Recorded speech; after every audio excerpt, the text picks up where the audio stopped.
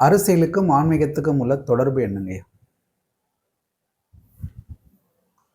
அரசியலுங்கிறது உண்மையான ஒரு சென்ஸ் என்னென்னா, அரசு இயல், அரசு நடத்தக்கூடிய விதம், இதான் அரசியலுங்கிற சொல்லுக்கு அர்த்தம். இதான் அரசு நடந்துக்க வேண்டிய விதம். அதுக்கு நிறைய எழுதி வச்சுருக்காங்க, ஞானிகள் நிறைய எழுதி வச்சுருக்காங்க. நம்ம இப்போ சொல்லணும்னா அரசு சாஸ்திரத்தை சொல்லலாம். ஒரு ராஜா எப்படி தன்னுடைய நாட்டை பரிபாலனை பண்ணணுங்கிறது சொல்லலாம். ஆன்மீகங்கிறது அந்த அரசியல் அந்த ஆன்மீகத்தில் சார்ந்தே தான் நடக்கணுங்கிறது. அந்த ஆன்மீக தர்மப்படி தான் அந்த அரசு தன்னுடைய கடமைகளை செய்யணுங்கிறது தான். இந்த ஆன்மீகத்தை அவங்க அடிப்படையாக வச்சுக்கிட்டு அரசியல் பண்ணாமல் இருந்தாங்கன்னா அந்த நாட்டில் எல்லா விதமான கொடுமைகளும் நடக்கும். கொடுமைகள்னால் இப்படி கொடுமைகள் இல்லை, சகல விதமான கொடுமைகளும் பஞ்சமாக பாதங்கள் நடக்கும். அந்த ஆன்மீக போதனைப்படி அந்த அரசு தன்னுடைய காரியத்தை பண்ணால் அந்த நாட்டில் சுபிட்சம் ஏற்படும், நல்லதே ஏற்படும். அதனால் இந்த அரசியல் நம்ம இப்போ கொச்சப்படுத்திட்டோம். அந்த வார்த்தைக்கு உண்மையான அர்த்தத்தையே நாசம் பண்ணிட்டோம். அரசியல்னால் பாலிட்டிக்ஸ்னால் என்ன? அது ஏதோ ஒரு விளையாட்டு, கள்ளங்கப்படு நிறைஞ்சது, காசு கொடுத்து வாங்குறது, இதெல்லாம் ஒரு அரசியல் விளையாட்டியா? இது இப்படித்தான் பண்ணணும், இந்த ஊழல் நிறைஞ்சது, இந்த மாதிரி ஒரு சொல்லாக கொண்டு வந்துட்டோம். அரசியலுங்கிறது அது இல்லை அர்த்தம். அரசு எப்படி நடத்தப்பட வேண்டும், அரசியல், அதான் அதனுடைய உண்மையான அர்த்தம். அதுக்கு ஆன்மீகம் வழிகாட்டும். அதுக்கு முந்தைய நாட்டில் பூரா பார்த்திங்கன்னா எப்பயுமே ஒரு ராஜகுரு இருப்பார்.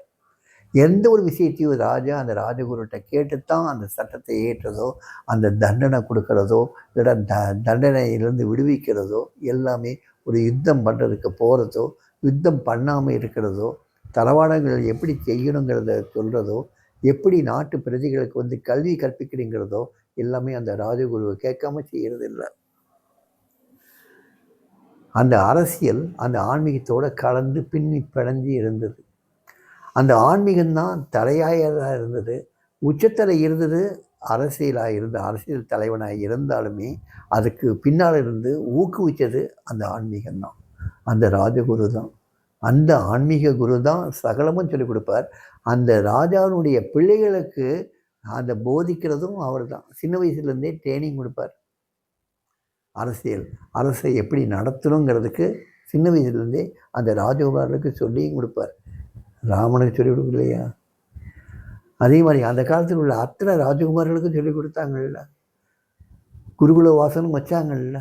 அவங்களுக்கெல்லாம் சொல்லிக் கொடுத்தது என்ன? சகல காரியங்களும் சொல்லிக் கொடுத்துருப்பாங்க.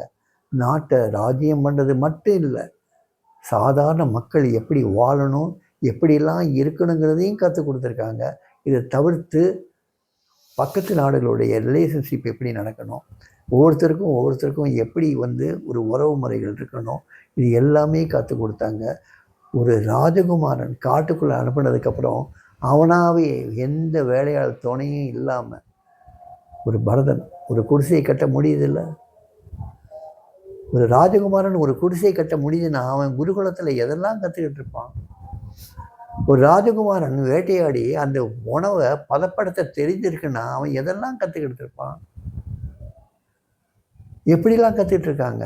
ஸோ இது பூரா அந்த அரசியல் ஆன்மீகத்தினுடைய வழிகாட்டுதல் படி தான் அந்த காலத்தில் நடந்தது. இந்த காலத்துலேயே அது நடக்க வேண்டிய கட்டாயம் இருக்குது. ஆனால் இன்றைக்கி ஆன்மீகமும் குழம்பி போய் கிடக்கு, அரசியலும் குழம்பி போய் கிடக்கு. ஏன்னா ரெண்டுமே சுயநலவாதிகள் கையில் இருக்குது.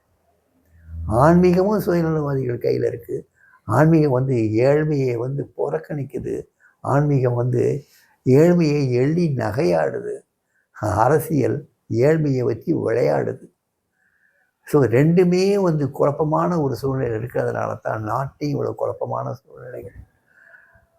அரசியல் ஆன்மீகத்துக்கு வழிகாட்டுதல் படி நடந்ததுன்னா நாட்டில் எப்பயுமே சுபிட்சை ஏற்படும்.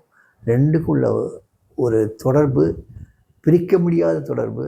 இதை அறிவு சார்ந்த தொடர்பு, ஆன்மீகம் சார்ந்த தொடர்பு, இந்த ஞான தொடர்பு இருந்தால் தான் ஒரு நாடு எப்பயுமே சுபிட்சை அடையும்.